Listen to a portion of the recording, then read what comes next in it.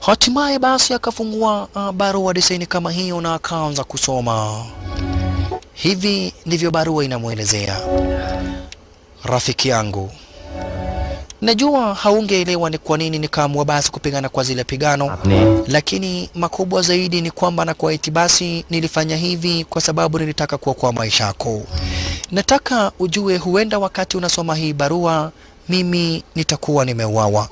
Mwanzo ni kawaida ya hawa watu, ukishindwa kwa pigano kama hizi unapelekwa para rutikando, kisha hatimaye unapigwa marisasi. Mimi ndiye nilikupeleka kwa hizi pigano na sikutaka ukufe. Mwanzo najua venye watu huwaga wanafanyiwa. Watu huwaga wanapelekwa sehemu rutikando, wanapigwa marisasi na wanakufa. Nilijua haungemshinda Mad Dog na nikaona niokoe maisha yako. Iwapo hutawahi niona tena, nataka hapa basi uweze kumchunga na umwangalie huyo mpenzi wangu.